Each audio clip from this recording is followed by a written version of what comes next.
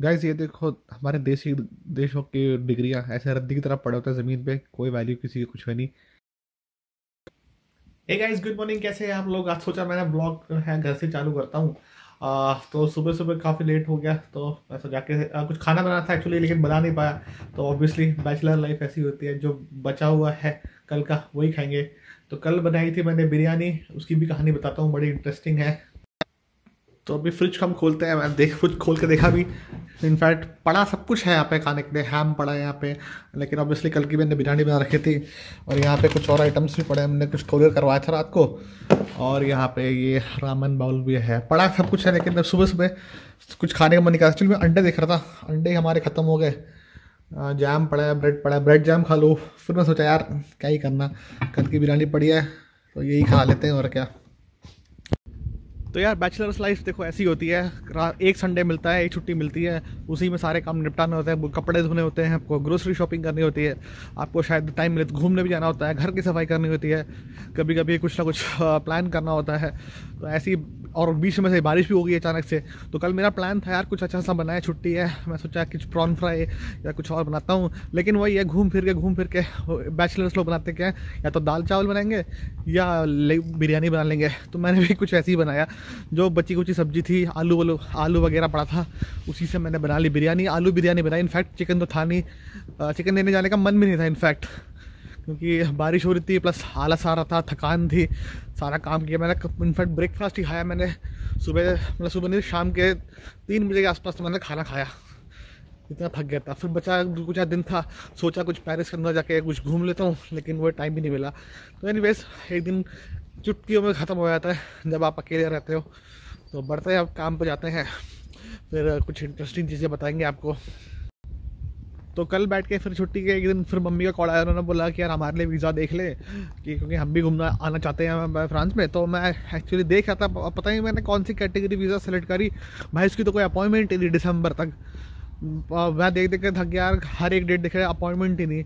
फिर उन्होंने शायद किसी एजेंट से कुछ बात करी, एजेंट ने बोला कि नहीं आप विजिटर वीज़ा मत चूज़ करो, आप टूरिस्ट वीज़ा अप्लाई करो, टूरिस्ट वीज़ा मिल जाएगा। मैंने कहा यार मैंने तो टूरिस्ट वीज़ा ही चेक किया था, बट क्यों नहीं मिल रही। अब क्या, फिर उसी में फिर काफ़ी टाइम वहाँ उसमें चला गया। और फिर मैंने सजेशन किया कि आप एक काम करो, फ्रांस मत आओ, दूसरी किसी कंट्री के आसपास देखो, वहाँ से घूम फिर के आ जाओ, वहाँ 10 दिन रुक के या फिर वहाँ 5 दिन रुक के फिर आ जाना। ये भी एक ऑप्शन था, बट फिर उनके एजेंट ने मना कर दिया कि आप जिस कंट्री का वीज़ा अप्लाई करोगे, खासकर टूरिस्ट वीज़ा, तो आपको मेजॉरिटी उस दिन आपको उस कंट्री में रहना पड़ेगा।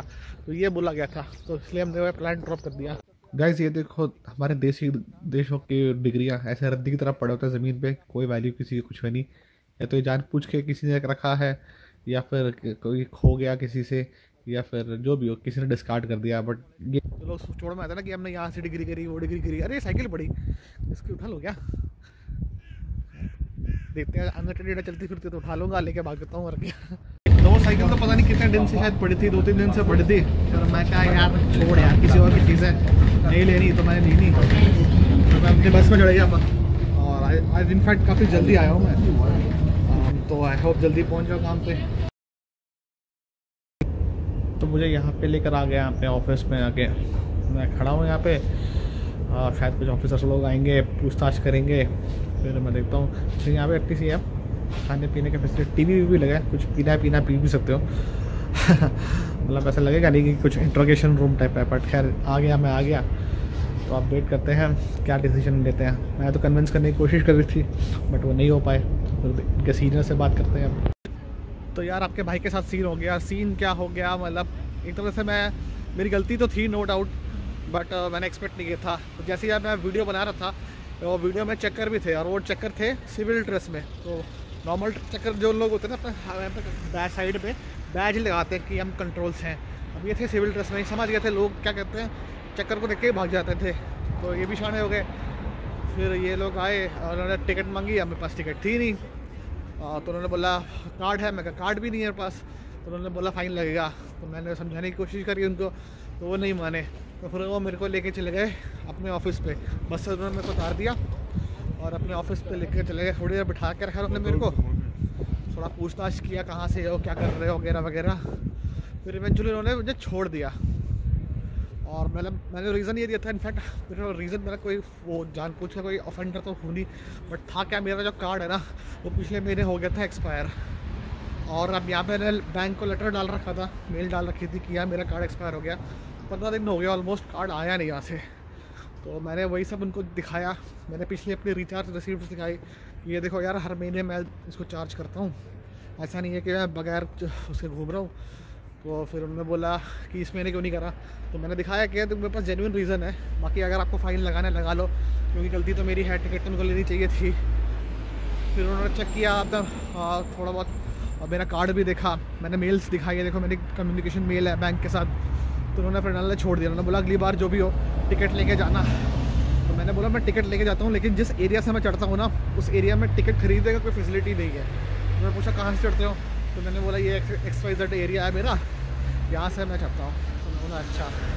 फिर उन्होंने बोला चलो ठीक है अभी के लिए हम छोड़ रहे हैं, लेकिन आगे से आप मत करना। हालांकि ये लोग छोड़ते बिल्कुल नहीं है, खासकर मैंने देखा है गैर मुल्की को पकड़ते थे ना, जो नॉन यूरोपियन है उसको तो बिल्कुल नहीं छोड़ते, क्योंकि हम लोग करते ही ऐसे, मेजोरिटी लोग हैं ना ऐसा धांधलेबाजी करते हैं।